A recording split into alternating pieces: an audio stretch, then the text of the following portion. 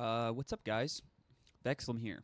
I know you haven't seen this face in a very long time. I've mainly just been posting a lot of random videos with no commentary, but I did want to at least come on here, and it has been very hard for me to try and make this video. But I feel like now, with the things that are going on and some videos that I've seen, really showing what's been happening recently with just gaming in general, uh, gaming fucking sucks, and I mean that. Um, so people are already talking about Grand Theft Auto 6 potentially being worth $100. Now, let me say first, if Grand Theft Auto 6 was $100, I would still buy it, yes. But there is now the rumor that other game companies are wanting to also sell their games for $100 if Rockstar does it. Now, here's the problem. You are not Rockstar. You are not Take-Two. You are a shitty-ass company who makes dog shit games, putting DEI, woke crap in it, Ubisoft, EA, pretty much any other game that is not owned by Take-Two. I mean, 2K sometimes sucks. It hasn't been great in a while. I used to be a WWE fan, used to play NBA and FIFA games. 2K Games, who is also owned by Take-Two, they don't make as many good games as they used to. I used to love FIFA. I used to love NBA.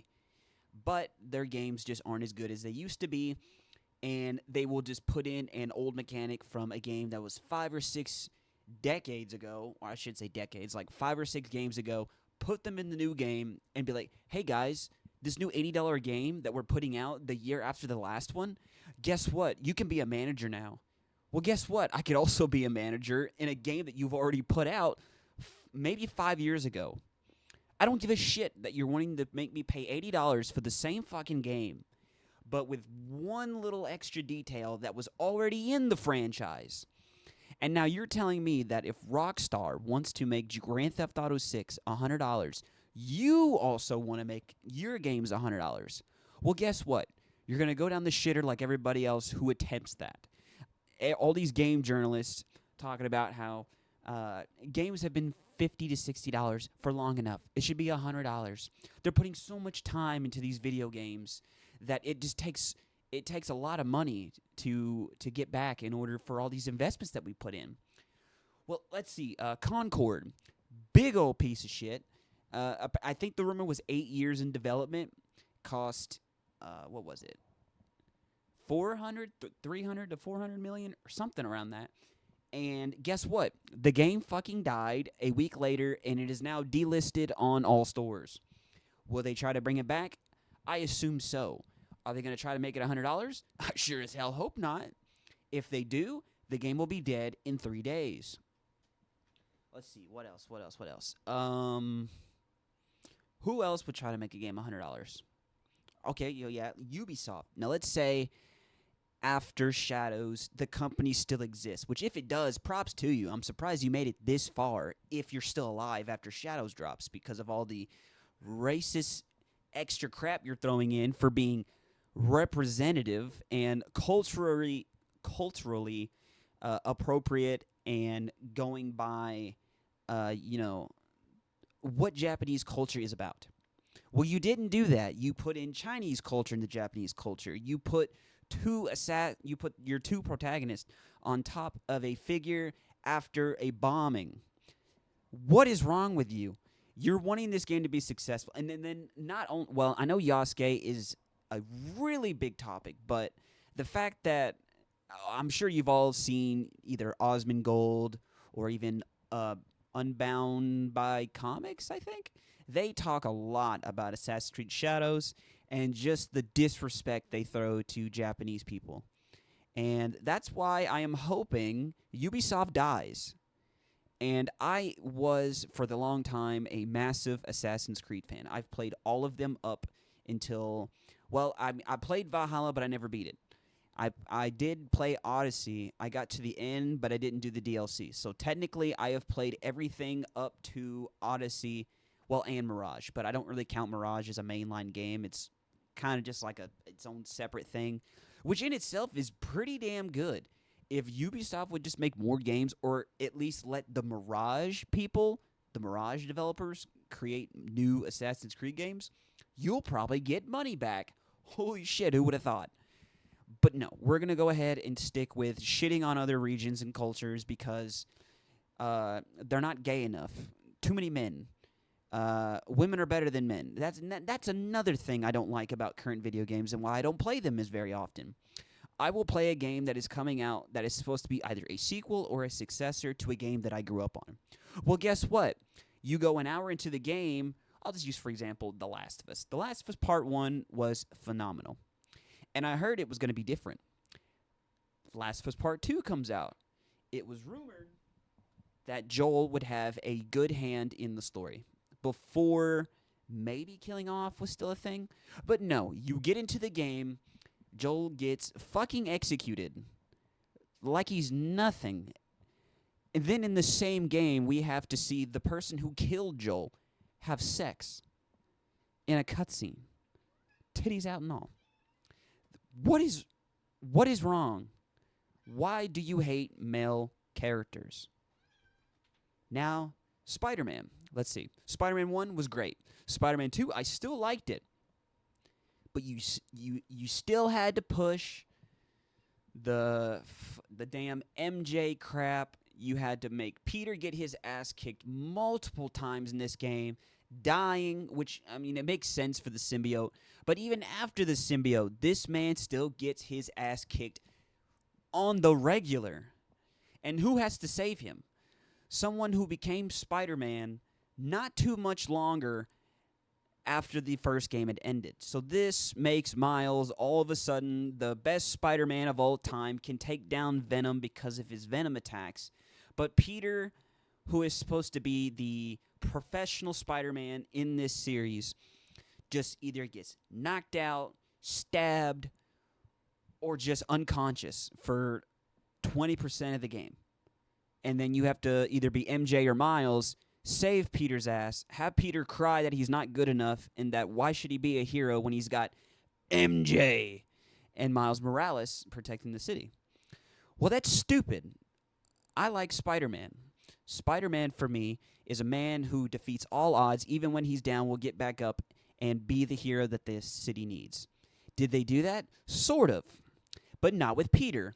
They did it with, well, I mean, technically, yes, all three, but it took a mortal person and someone still grasping, well, by the end of the game, Miles is technically a Spider-Man. Throughout Spider-Man 2, he is not a full-fledged Spider-Man because we have to save him in Kraven's arena. And Kraven is supposed to be a cold-blooded killer, and Miles got his ass kicked. So no one can say that Miles is just overall the best Spider-Man because although Peter did get stabbed by Kraven, he still beat him by the end, kinda, with the symbiote. But I was not expecting Miles to go in there and just wipe the floor with Kraven. It is just not possible with all the shit that Kraven was supposedly built up for in the video game. What else? Oh, drainage. Drainage. That is a really big one. Games just don't pique my interest. I mean, recently I've been playing Pokemon on the 3DS, and that shit's better than the PS5 games that have been coming out. Because, one, no woke DEI shit. Two, you can just have fun. No propaganda. You just go around, catch Pokemon, battle, that's it. But beat the league, you're done. Simple. And I feel like games just need to go back to that. Not exactly just like a simple, just like, hey, go fight these guys and you beat the game. We need people who actually know how to break the ground floor when it comes to video games. I'm getting sick and tired of these multiplayer looter shooters. They're all the same, no different, just a different skin on top of it in a new world.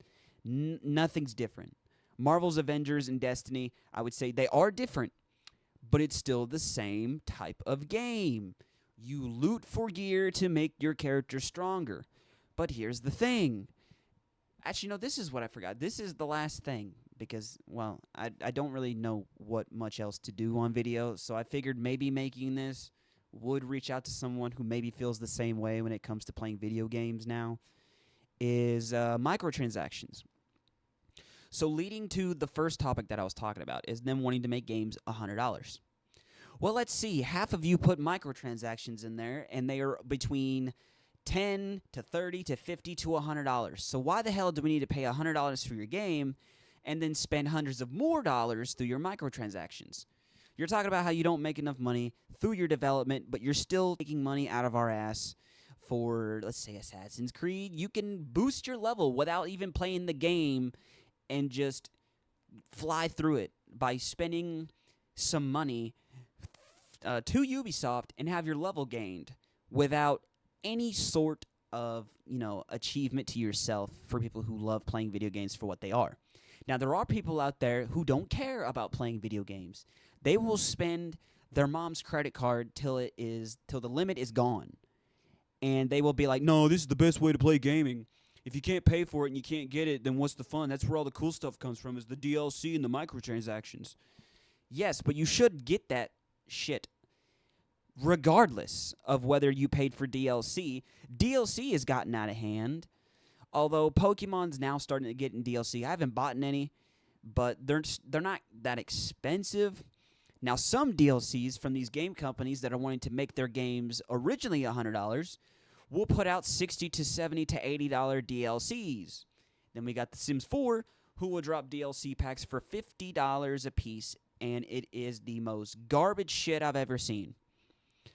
You will be paying $50 for one DLC, like 4 items in your little stuff pack, and then like a tiny little expansion that gives you 10 more items for $50. You don't even get 50 items for the $50 you spent, which is why I don't like microtransactions, because they are just making those hella overpriced while wanting to make the games themselves more overpriced. And if that happens, I hope gaming dies and then gets reborn by people who know what they're doing and love video games for what they are for. They are for entertainment when you get off work, or, well, I know it's going to sound awful, but this is a majority of people. There are people who don't have jobs and just like to be in their own world in video games because it is just something to immerse yourself in. Whenever, I don't know, you feel sad or you just want something to get away from it all, that's what video games are for. Try and do that today with multiple gay sex scenes and trans characters and all your favorite characters getting absolutely demolished and just beat down and thrown to the side for a female protagonist who does the exact same shit, but because she's female, she's better. And I don't agree. Not saying that women aren't powerful, but if you're going to take Spider-Man and then bring in Cindy Lou, for example, and then get rid of Spider-Man in the third game, and now Miles and Cindy Lou are the best Spider-Man people of all time, all of a sudden, if they do that, I don't know, because Sweet Baby Inc. doesn't exist anymore, and they had a hand in making MJ look ugly as fuck, which looked exactly like a developer, but they came out and said, nah, that's not true. That's not true. Go to the first game, all right? Boot up the first game and play it. You know what? Play it on PS4. PS4 is by far the best version of Spider-Man. You will see MJ and be like, damn, she's actually kind of fun. I would hit that. Then you get to Spider-Man 2, and she's got this fat, round face. She is just always better than Peter, has to save Peter multiple times because that's just all she's there for. MJ is Peter's relationship. Yes, she does have a hand in some things Spider-Man related, but she does not save the world on these types of, what would you call it, like set pieces. Like stuff that is so world-bending that you have to have a mortal woman come in and save the superhero who normally does this stuff on the regular in comics, movies, and all that stuff to begin with. It's depressing. It's super depressing to have my hero look like a weak piece of shit compared to somebody else. And I know most of what I've been talking about is Spider-Man, but yeah, that's where it kind of started for me, with Spider-Man. After Spider-Man 2 ended and they were going to let Peter retire and then bringing in Cindy Lou, and this was all before all this woke crap got completely exposed and Trump and Elon going through about all this stuff being put into video games for DEI and wokeness. Yeah, it kind of explains a lot. Speaking of this video that I have in the background playing Spider-Man 2, this guy right here in the black tank top was going to be Kraven. Kraven was going to have shaved hair moved to the side. Then they realized that no, Kraven has to be Kraven if we want this game to succeed. So they kill this guy who is supposed to be Kraven for the real Kraven. Now think about it. What if Spider-Man 2, we were fighting this dude with the damn knife? With the tattoos and the slicked over hair? I wouldn't have completed it. I wouldn't have played it. Honestly, I probably would have played it one time and then never again. Because I would have felt completely disrespected on my character and his world. And that's basically about it. If you guys enjoyed my little rant on why I hate video games and video games suck now, if you agree, leave a like, comment. Let me know if there's anything else you want me to talk about. I ran out of ideas for what to do for content. I still play video games occasionally, but I'll go to record them, and then I'm just bored. It's either I've already played the game, or the game is just boring and it sucks, and I don't want to continue playing it, which happens way too often than I like to admit. That I have to go back to older game consoles and older games just to have fun. It shouldn't be that way. But, yep, thank you guys for watching. Do you guys agree on video games becoming $100 if Take-Two does it? And will you pay that $100? And if not, which companies would you pay $100 for a game? And which companies would you not pay $100 for a game? And I am waiting to see a huge list of people in the comments with at least Ubisoft in a couple of those comments. But thank you, and I'll see you guys later.